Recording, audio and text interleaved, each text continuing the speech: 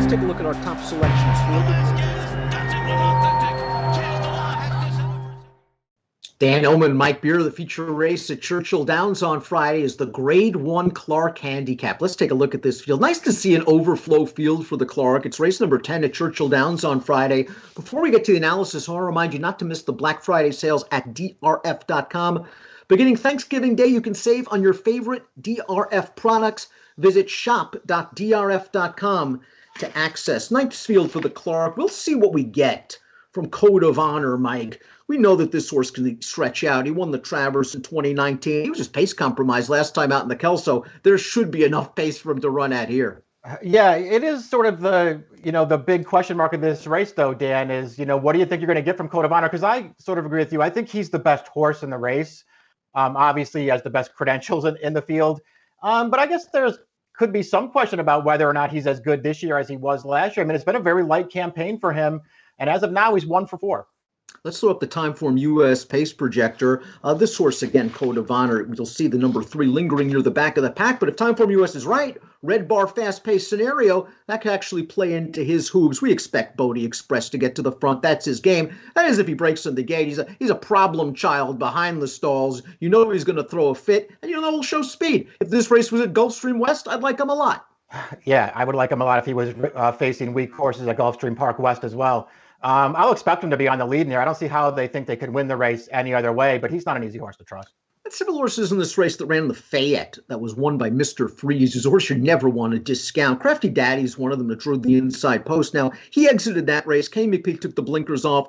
And I think grinding is a very good way to describe that last race. In the short comment, he got up with a 94 buyer. Maybe this horse is getting back into good form with an inside post to work out a nice mid-pack trip. Now he's got to prove he's a graded stakes animal.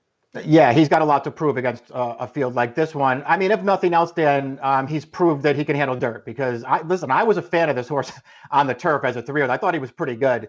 And he's now won 2 of his 3 starts on the main track. That's a pretty good sign. This is a much tougher race, though. 2 for 2 at Churchill Downs. The 2 is Title Ready. Draw a line for the Breeders' Cup Classic. Title Ready was not beating those kind of horses. Ran well in the Fayette 2 starts back, only beaten a length by Mr. Freeze.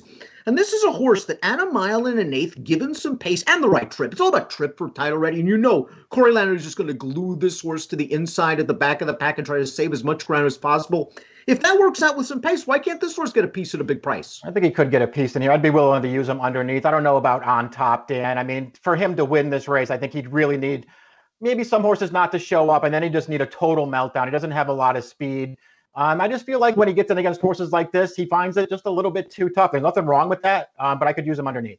Code of Honor returns to Churchill Downs for the first time since he finished third, placed second in the 2019 Derby. Let's watch the Kelso Handicap last time out, and this was a race where he was just up against it from a pace standpoint. Short field going a 1-turn mile against a 1-turn mile specialist in complexity who just got the jump on him. He ran well, Code of Honor. He's kind of had situations, I think, Mike, where he's been up against it from a pace and trip standpoint. Yeah, I mean, that's really been the case, at least in my opinion. As we already sort of mentioned, he's only run 4 times this year, and he's only 1 for 4. But he has the excuse that you just laid out for his Kelso. I thought, personally, his Westchester was really good off the layoff. I thought he ran even better in his next start in the Met Mile, where he was badly compromised by trip and pace. And really, it's only the Whitney, Dan, and I guess that's the real sticking point for his campaign this year. He did not run well in the Whitney. It was very disappointing, and it's also the only time that they tried to stretch him out this year. So he has to show that he still wants to go distance.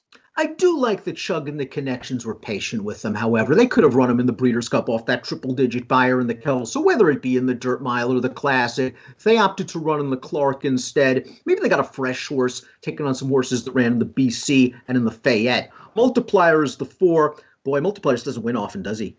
He's 3 for 31 in his career. He hasn't won a race since 2018. That race was on the turf. He's got a closing kick. I don't know where he is from a form standpoint, Mike. He's hard to like with his penchant for grabbing minor awards in weaker races. Yeah, he really is hard to make a case for. His last dirt win, Dan, was in his 4th career start in the Illinois Derby in April of 2017. Aurelius Maximus V is a very lightly raced horse. I don't think we've seen his best yet. He ran well in the Fayette. His first start in the graded ranks for Steve Asmussen. Let's watch that race right now. Mr. Freeze is going to be very, very game to win. I thought he was much the best in this race, Mr. Freeze, although you can argue that some horses behind him had some trouble. I'm not sure Aurelius Maximus had that kind of trouble. He ran well. He likes to be forward. We'll see how he deals with some heat.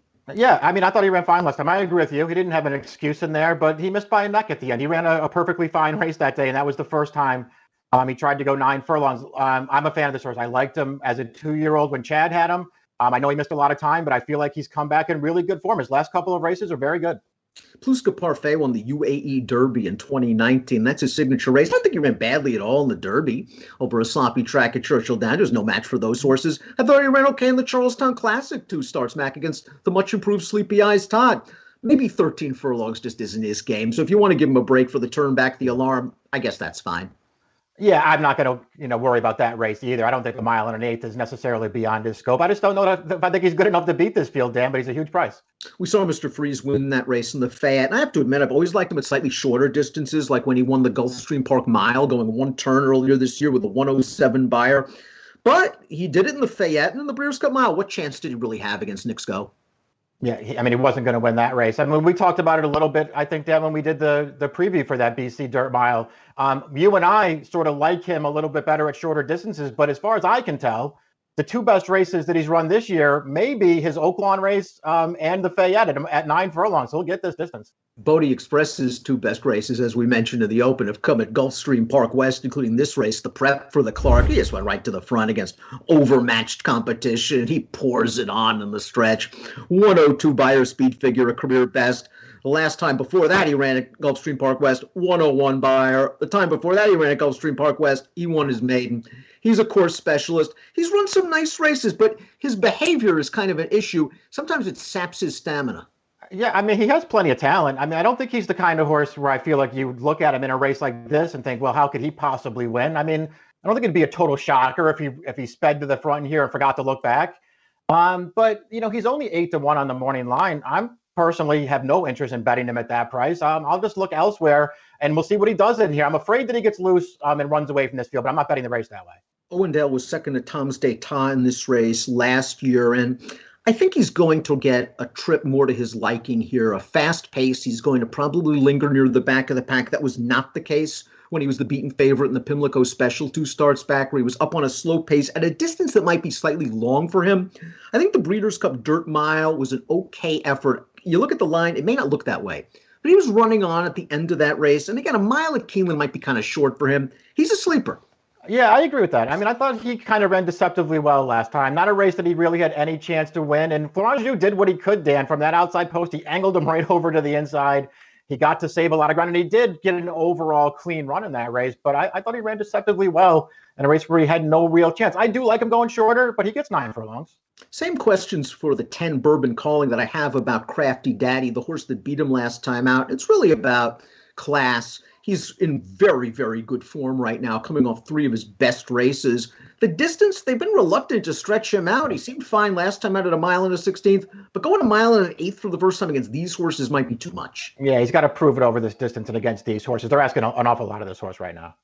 We talked about maybe some trips in the Fayette. I thought maybe Coastal Defense had one of them, where he was down inside on the backstretch, and I don't know, Mr. Freeze was on the outside, Aurelius Maximus was on the outside. I thought maybe Coastal Defense got shuffled back a little bit on the turn and was running on at the end. This is not a great post position, but I think this horse has a lot of upside. He's bred to be a nice horse. Yeah, I think we sort of look at him the same way here, Dan. I mean, he obviously has a lot to prove in here, but I didn't love the trip he got last time. I'm not suggesting he was going to win, but I didn't love the trip. And I feel like since they've stretched him out, he's shown that he really has some ability. It feels like he's getting better.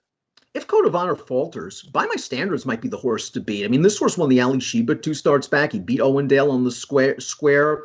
He's probably just a notch below the top handicap horses in the country, but boy, does he fit with these horses. Again, take the Breeders' Cup Classic with several grains of salt. He's just not as good as those horses. The Whitney 3 starts back probably showed that, where he had a nice candy trip in behind Improbable and wasn't good enough. You could argue that Tom's d'Etat ran a much better race than he did there, but he obviously has races and the tactical speed to work out a trip would be very tough. Yeah, I can't disagree with any of that stuff. I'm not his biggest fan, and it feels to me like he only wins when he's in the right spot and he's getting really soft trips.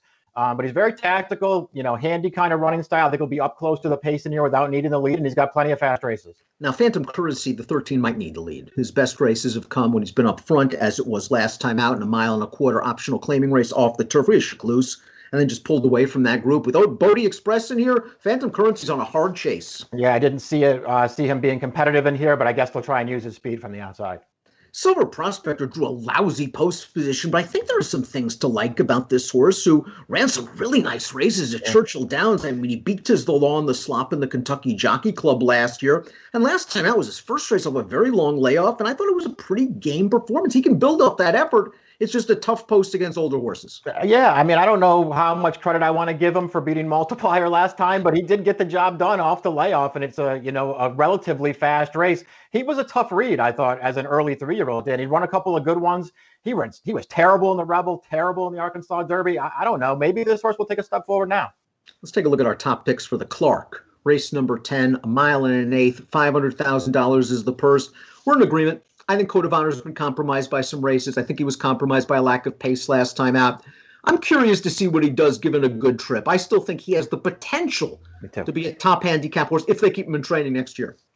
I agree with that. I mean, he was the horse I wanted in here. I know that there are questions surrounding him and he's not going to be a great price, but I just couldn't find the horse that I wanted to try to beat him with. I just think he's the best horse in the race. We're going to go with Code of Honor in the Grade 1 Clark race 10 at Churchill Downs on Friday as an approximate post of 5:27 Eastern. Good luck.